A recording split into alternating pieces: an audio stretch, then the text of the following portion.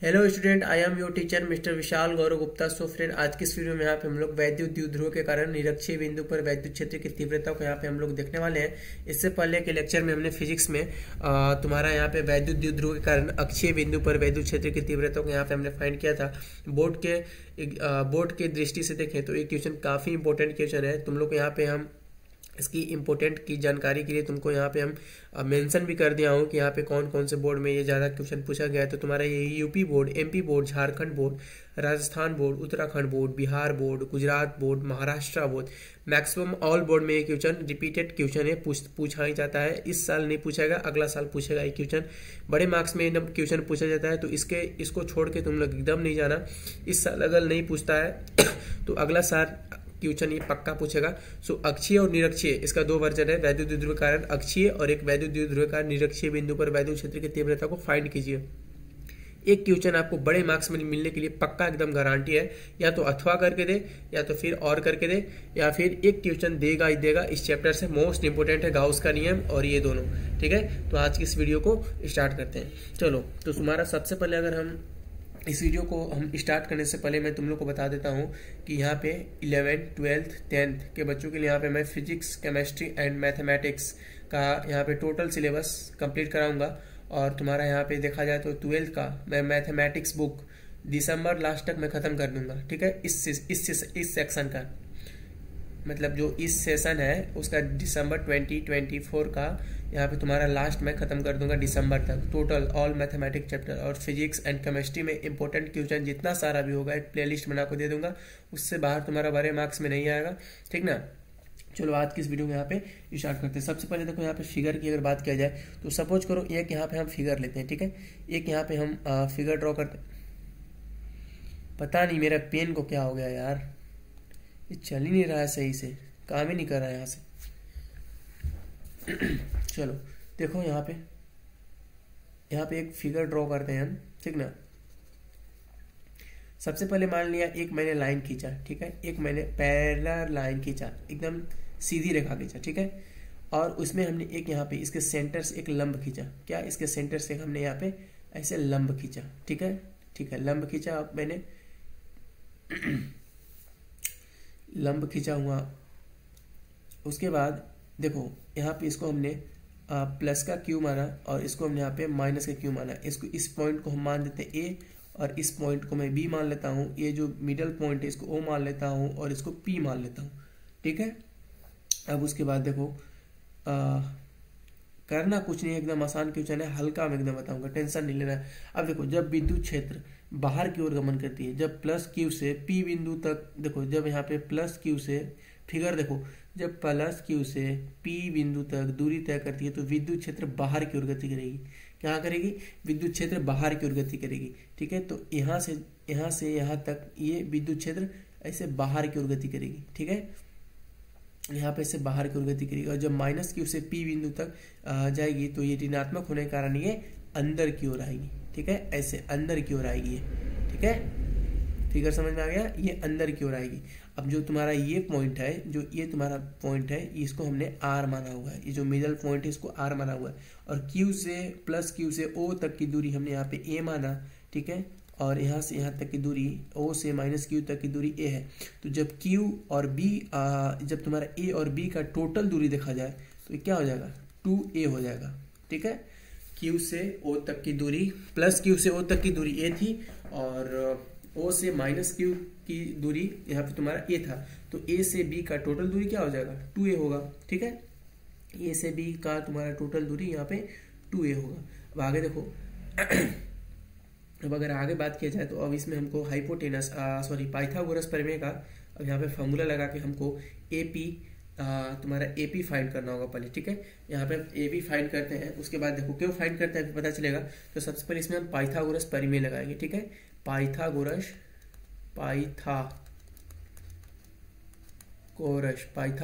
प्रमेय से, चाहे लिखो मत इसको। ठीक है, पाइथागोरस प्रमेय से लगा दो, बड़े क्लासों में आ गए हो तो ये सब लिखा नहीं जाता है, छोटा छोटा चीज। ठीक है, देखो पाइथागोरस प्रमेय से अगर निकालेंगे तो पाइथागोरस प्रमेय क्या होता है? हम चलेंगे त्रिभुज PAB में। ठीक है, त्रिभुज PAB में तो अगर इसमें रिलेशन बैठा है तो AP का स्क्वायर इज इक्वल टू, ठीक है, AP का स्क्वायर तुम्हारा हो जाएगा AP का स्क्वायर इक्वल टू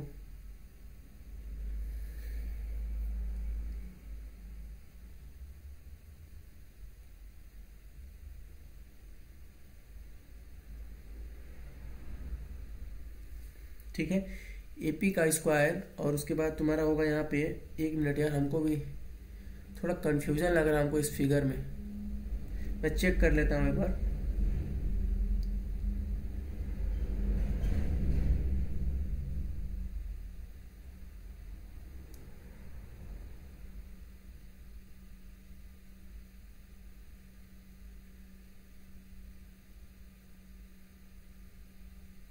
नहीं, देखो यहाँ पे तुम्हारा क्या होगा मैं बता रहा हूँ, ठीक है मैंने चेक कर लिया, मेरे से मिस्टेक हुआ है। देखो हम चलेंगे यहाँ पे त्रिभुज POA में, कहाँ चलेंगे, POA में चलेंगे, ठीक है, क्योंकि हम एक त्रिभुज के यहाँ पे लेके चलेंगे। देखो यहाँ पे त्रिभुज कितना बन रहा है, एक बन रहा है एक ये बन रहा है, ठीक है, 2 त्रिभुज यहाँ बन रहा है, तो हम सिर्फ एक त्रिभुज लेके चलेंगे POA में। तुम चाहो तो POB भी ले सकते हो, ठीक है। तो इसमें अगर हम डिफाइन फाइंड करें तो इसमें मेरा रिलेशन क्या बनेगा PA का स्क्वायर इज इक्वल टू, ठीक है, PA का स्क्वायर इक्वल टू OA का स्क्वायर प्लस ऑफ इसका बेस कितना है, इसका हाइपोटेनस PO का स्क्वायर, ठीक है, PO का स्क्वायर, ठीक ना, ये हमारा रिलेशन बनेगा।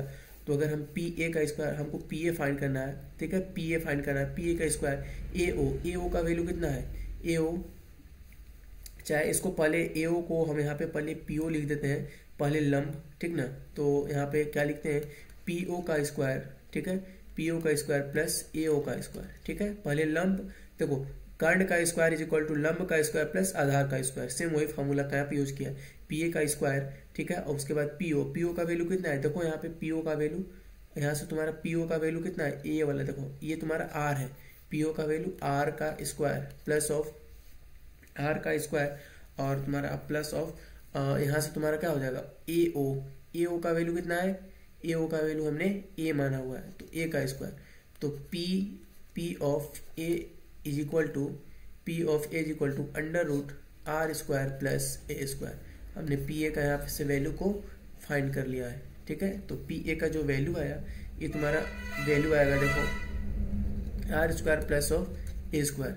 चूंकि अब देखो ये त्रिभुज टोटल CPTC सर्वांगसम त्रिभुज है, ठीक है, तो ये तुम्हारा R square plus A square जो इस साइड आया है सेम वही हूबहू इस साइड भी आएगा, ठीक है, इस साइड भी आएगा ये भी, तो यहाँ भी हो जाएगा R square plus of A square, यहाँ भी हो जाएगा, ठीक है। अब उसी प्रकार से अब यहाँ पे थोड़ा सा और इसमें कुछ करते हैं, तो ये तुम्हारा कोण को, ये इसको हम थीटा मान लेते हैं, ठीक है। याद रखना जो भी चीज मानोगे, चाहे तुम कुछ भी मानो, अल्फा बीटा गामा कुछ भी मानो, उसको तुमको लास्ट में हटाना पड़ता है, सिर्फ आप क्वेश्चन को आसान करने के लिए आप थीटा चाहे कुछ भी मानते हो, लेकिन उसको फिर लास्ट में तुमको हटाना पड़ेगा, ठीक है। जब यहाँ पे थीटा माने तो यहाँ पे भी एक कोण का निर्माण होगा, ठीक है, यहाँ भी एक कोण का निर्माण होगा, ध्यान रखना। तो उसके बाद अब हम इसको फिगर को और थोड़ा हल्का बनाते हैं, देखो तो ये जो तुम मेरा नया कोण बनेगा ऐसे, ये वाला देखो रेड वाला, देखो ये वाला यहाँ से ऐसे बनेगा, उसके बाद तुम्हारा एक बिंदु यहाँ से ऐसे जाएगा, एक बिंदु ऐसे जाएगा, ठीक है, एक बिंदु तुम्हारा ऐसे जाएगा और एक बिंदु ऐसे जाएगा, ठीक है, और तुम्हारा बीच में जो कोण बन रहा था नया, क्या हो जाएगा, ये हो जाएगा E माइनस कॉस थीटा, और यहाँ पे हो जाएगा नीचे E प्लस कॉस थीटा, ठीक है, और ये तुम्हारा होगा E प्लस साइन थीटा, और ये होगा E minus sine theta, E plus sine theta से E माइनस साइन थीटा तुम्हारा कट गया, ठीक ना। ये जो हमने ये वाला जो अभी फिगर मैंने बनाया था, ये देखो E sine theta, E plus sine theta, वो देखो यहाँ से बनाया था, यहाँ से अगर इसको ऐसे करोगे सीधा, अगर इसको लेते जाओगे तो ये तुम्हारा देखो एक इस साइड बना और एक इस साइड बना, और ये तो खैर है ही, और एक तुम्हारा यहाँ पे जो हमने थीटा माना हुआ था कौन, ये तुम्हारा E प्लस साइन थीटा और E माइनस साइन थीटा हो जाएगा, ठीक ना, ध्यान रखना। अब देखो करना कुछ नहीं है, एकदम क्वेश्चन आसान हो चुका है, और यहाँ पे तुम्हारा ये जो पाथ गमन कर रहा है, ये जो गमन कर रहा है तुम्हारा, ये हो जाएगा E प्लस और ये हो जाएगा E माइनस। फिगर एकदम क्लियर है, लिखना कुछ नहीं है इसमें, केवल इसमें तुमको लिखना नहीं रहता है, ऐसे ऐसे क्वेश्चन में तुमको सिर्फ प्रूफ करके दिखाना होगा, इसका फॉर्मूला को प्रूफ करके दिखाना होगा। लिखना कुछ में वर्ड चाहो तो तुम लिख सकते हो कि माना हमने ये माना था, यहाँ से यहाँ तक की दूरी r है, और ए से ओ तक की दूरी a है, और o से पुनः b तक की दूरी a है, तो a से b तक की टोटल दूरी 2 है। ऐसे तुम लिख सकते हो चाहो तो अपनी संतुष्टि के लिए, ठीक है, लेकिन कोई जरूरी नहीं है। अब देखो चूंकि यहाँ पे हम क्या बोलेंगे, यहाँ पे हम बोलेंगे, अब देखो यहाँ पे नया पेज नहीं है, फिर देखो यहाँ पे हम बोलेंगे e minus is equal to E plus, E minus equal to E plus, ठीक है। और एक हमने फॉर्मूला पढ़ा हुआ था पिछले अक्षीय वाला में, इसीलिए मैंने बोला था कि जब तक अक्षीय नहीं देखोगे तब तक निरक्षीय समझ में नहीं आएगा। एक फार्मूला था e is equal to K Q by R square, एक फार्मूला था ना, e is equal to K Q by R square. Same वही फार्मूला का यहाँ पे यूज हो जाएगा। देखो चूंकि यहाँ पे तुम्हारा e minus equal to E plus है, e माइनस इक्वल टू, ये देखो ई प्लस और e माइनस तुम्हारा दोनों बराबर है, ठीक है, दोनों बराबर है तुम्हारा, ठीक ना। तो इस कंडीशन में यहाँ पे क्या हो जाएगा, इस कंडीशन में तुम्हारा अगर के क्यू बाई आर का फॉर्मूला फॉर्म में रखें तो के क्यू बाई आर, तो आर के जगह पर हमने यहाँ पे क्या क्या मेरा आर के जगह पर आएगा, देखो आर के जगह पर मेरा ये वाला आएगा root under R square plus A square. तो यहाँ पे हम आर की जगह पर ये लिखेंगे, इसीलिए मैंने पहले हाइपोटेनस का फॉर्मूला लगा कर उसको कर्ण को फाइंड किया था, ये सबसे इंपॉर्टेंट है, ठीक है। तो R square plus of A square तुम्हारा यहाँ पे आ गया। यहाँ पे तुम्हारा पहला कंडीशन कंप्लीट होता है, ठीक है। अब के क्यू बाई आर स्क्वायर का यहाँ पे तुम्हारा होल स्क्वायर है, K Q by R square हमने आर के जगह पर क्या लिखा था, R square plus A square under root में था, ठीक है। तो अब यहाँ पे जो के क्यू बटा यहाँ पे तुम्हारा क्या हो जाएगा, ए आर स्क्वायर, ये रूट से स्क्वायर कैंसिल हो जाएगा, R square plus A square. तो जो मेरा फाइनल आया K Q by R square plus A square, ठीक है। यहाँ तक समझ में आ गया है। अब देखो कुछ नहीं करना है, ये तुम्हारा सिर्फ फॉर्मूला था, इसको तुम याद कर लो, is equal to K Q by R square. हमने आर के जगह पर क्या लिया, आर स्क्वायर ये वाला लिया, यहाँ वाला, ठीक है। आर स्क्वायर यहाँ पे under root R square plus A square, ठीक ना। अब चलो एक यहाँ से इसको तुम चाहो तो इक्वेशन फर्स्ट मान सकते हो। चलो आगे बढ़ो, ये तुम फॉर्मूला है, इसको नोट डाउन कर लेना कहीं, वही नोट्स करके याद करोगे तो सब सही हो जाएगा। अब आगे देखो, अब हम आगे करते हैं, ई मेरा क्या था, E minus cos theta plus E plus cos theta, कहाँ से लिया मैंने, देखो यहाँ पे मैंने माना था ना इसको ई माइनस कॉस थीटा, यहाँ से देखो मैं कलर चेंज करके दिखा दे रहा हूँ, ये वाला मैंने माना था ना ई माइनस कॉस थीटा, और ये तुम्हारा ई प्लस कॉस थीटा, दो मैंने माना था, ठीक है। तो वही लिखेंगे E minus cos theta E plus cos theta, और यहाँ पे अब क्या करेंगे, तो ये तुम्हारा चूंकि ई माइनस और ई प्लस बराबर था, हमने माना था ई माइनस और ई प्लस यहाँ पे बराबर है, देखो यहाँ पे मैंने माना था ना ई माइनस और ई प्लस तुम्हारा दोनों बराबर है, ठीक है। इसलिए करे फिगर ध्यान से समझो, एकदम शांति पूर्वक समझो, समझ में आ जाएगा। तो E minus cos theta plus E cos theta दोनों बराबर है, तो हम यहाँ पे चूंकि लिखेंगे, चूंकि ई माइनस बराबर ई प्लस, ठीक है, ई माइनस और ई प्लस दोनों बराबर है, तो हम इसको क्या लिख सकते हैं, ई प्लस ई, ठीक है, ई प्लस ई लिख सकते हैं। तो क्या हो जाएगा यहाँ पे 2e cos theta, 2e cos theta हो जाएगा, e प्लस ई 2e हो गया, और cos थीटा का cos थीटा, ठीक है। चलो अब यहाँ पे अब क्या करेंगे, अब देखो 2, अब e का वैल्यू मैंने फाइंड किया हुआ है, देखो e का वैल्यू मैंने कहाँ से फाइंड किया हुआ है, देखो अभी तुरंत फाइंड किया हूँ e का वैल्यू। देखो चूंकि e minus is equal to E plus मेरा K Q by R square के बराबर होता है, e is equal to K Q by R square, तो मैंने r की जगह पर ये रखा था, तो अंडर रूट से यहाँ कटा था, तो मेरा जो फाइनल e का वैल्यू आया था, देखो ये यहाँ पे तुम अपनी सहायता के लिख सकते हो, टोटल वैल्यू e है, ठीक है। तो यहाँ पे जो मेरा फाइनल आया था K Q by R square plus A square, देखो e का वैल्यू है समीकरण 1 से, तो यहाँ पे हम लिखेंगे समीकरण 1 से क्या हो जाएगा, के क्यू बाई क्या है, R square plus A square, K Q by R square plus A square, ठीक है। अब देखो अब यहाँ पे क्या है, 2 हो गया, ई हो गया। अब कॉस थीटा के यहाँ पे हमको वैल्यू चाहिए, तो cos theta is equal to क्या होता है, cos theta equal to formula क्या होता है, लाल कक्का, याद है ना, एल कक्का, लाल कक्का, आधार बटे कर्ण, ठीक है। कॉस थीटा इक्वल टू क्या होता है, आधार बटे कर्ण। तो इसमें आधार क्या है बाबू, तो तुम्हारा इसमें आधार क्या होगा, देखो इसमें इस फिगर में आधार क्या है, ए है, ये देखो ये तुम्हारा आधार है ए, ठीक है। तो ए आधार बटे कर्ण, कर्ण क्या था, कर्ण मेरा क्या था, ये देखो इस साइड से लो चाहे इस साइड से लो, कहीं से भी ले लो, तो कर्ण क्या होगा, root under R square plus A square, क्या होगा, root under R square plus of A square. ठीक है, मैंने यहाँ पे कॉस थीटा का वैल्यू देखो यहाँ पे फाइंड कर लिया। ठीक है, अब देखो क्या करेंगे, कॉस थीटा का वैल्यू यहाँ पे पुट कर दो, A Y root under R square plus of A square. अब यहाँ पे कुछ नहीं करना, एकदम अब हलवा हो गया है, अब बस सोल्व कर दो। ठीक है, क्या कर दो, अब सोल्व कर दो बस। ठीक है, यहाँ पे क्या है, 2 मल्टीप्लाई के Q R square plus of A square, इसका पावर में क्या है 1 है, मल्टीप्लाई ए बाई रूट को हटाएंगे तो क्या आएगा, रूट को हटाएंगे तो 1/2 के बराबर होता है। ठीक ना, मैथ में पढ़े हो ना, 1/2 के बराबर होता है। ये हटाओगे जब रूट, तो इसका जो वैल्यू होता है, रूट का वैल्यू 1/2 के बराबर होता है। ठीक ना, रूट का वैल्यू 1/2 के बराबर होता है। अब देखो आगे देखो, अब यहाँ पे क्या करेंगे, 2 मल्टीप्लाई के क्यू बाई ए बटा, अब देखो एक फॉर्मूला होता है, मल्टीप्लाई में रहता है तो दोनों जुटता है। ठीक ना, यहाँ पे क्या है, m to the power n into n to the power n। ठीक है, तो क्या हो जाएगा, m to the power n, तो m to the power n plus m हो जाएगा। ठीक है, ये फॉर्मूला हो जाएगा। ठीक है, मल्टीप्लाई में रहता है तो प्लस हो जाता है, ध्यान रखना है चीज़ का। दोनों का जो ये बराबर है, क्योंकि ये दोनों का ये R square plus A square, I square plus A square दोनों बराबर है, तो 1/1 प्लस 1/2 पावर ऐड हो जाएगा, तो 2 एलसीएम लेंगे, 2 प्लस 1 इज इक्वल टू 3/2 आया।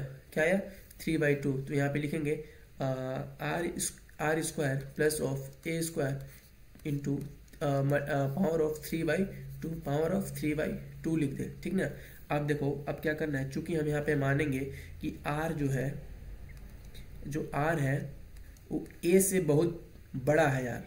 ठीक है, क्या है, ए से बहुत बड़ा है यार, ए से बहुत बड़ा है यार। ठीक है, तो जो तुम्हारा आर स्क्वायर होगा वो और बड़ा होगा।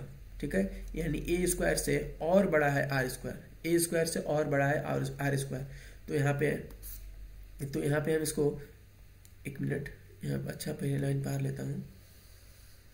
हाँ, तो यहाँ पे इसको हम क्या मानेंगे, यहाँ पे हम इसको मान सकते हैं कि जो मेरा आर से बहुत बड़ा, ए से बहुत बड़ा है यार। ठीक है, ए से बहुत बड़ा है, कौन बड़ा है, आर बड़ा है, तो उसी प्रकार ए स्क्वायर से और ज़्यादा बड़ा होगा आर स्क्वायर। तो हम यहाँ पे R square plus of A square, ठीक है, को मैक्सिमम ठीक है, मैक्सिमम आर स्क्वायर के बराबर मानेंगे। क्या मानेंगे, R square plus A square को हम मैक्सिमम आर स्क्वायर यहाँ पे मान के चलेंगे। ठीक है, तो 2k Q A by R square to power 3/2। ठीक है, यहाँ का वैल्यू अब क्या हो गया, आर स्क्वायर हो गया, क्योंकि हमने यहाँ पे A R square plus A square maximum R square माना। तो अब पावर में है तो यहाँ पे 2 से 2 कटेगा, 2 से 2 यहाँ पे कटेगा तुम्हारा, एक मिनट 2, हाँ ठीक है, 2 अब यहाँ पे 2 से 2 कटेगा पावर में। अब देखो यहाँ पे देखो कटेगा ना, आर स्क्वायर है, इसका पावर 3/2 है, ऐसा है ना, तो ये से ये कटेगा ना, तो क्या बचेगा, आर टू दी पावर 3 बचेगा तुम्हारा। ठीक है, अब उसी प्रकार यहाँ पे 2k क्यू ए बाई, अब यहाँ पे हो जाएगा तुम्हारा आर क्यूब। ठीक है, अब एक फॉर्मूला पड़ा था द्विध्रुव आघूर्ण का, P = Q × 2a। ठीक है, P = Q × 2a, तो P = Q × 2a, देखो Q यहाँ पे है, 2 यहाँ पे है, A यहाँ पे है, तो हो गया ना, KP/R³। यही तुम्हारा फॉर्मूला है। फाइनली ये तुम्हारा फॉर्मूला प्रूफ हो गया, P = Q × 2a होता है, यहाँ पे तुम्हारा ये फॉर्मूला प्रूफ हो चुका है। सो आज की इस वीडियो में ही तक। देखो मैं तुम लोग को एक बार फिर से मैं बताता हूँ, काफ़ी इंपॉर्टेंट क्वेश्चन है ये। अगर वीडियो समझ में नहीं आया तो दोबारा फिर से देखना, फिर से समझने की कोशिश करना। मैं पूरा एकदम अपने दोस्त के नाते, जैसे तुम दोस्त से समझते हो वैसे मैंने खुद बताया हूँ, जैसे इसको तोड़ के मैंने जितना मुझे अच्छा लगा मैंने तुमको बताया। ठीक ना, एकदम अच्छा तरीका से पढ़ो, अच्छे तरीका से एग्जाम में फोड़ के आओ एकदम, हमेशा मेरा यही टारगेट है। और पढ़ते रहो, हम सीखते रहेंगे और सिखाते रहेंगे। सो आज की इस वीडियो में यहीं तक, मिलते हैं बेटा नेक्स्ट वीडियो में, तब तक के लिए बाय बाय।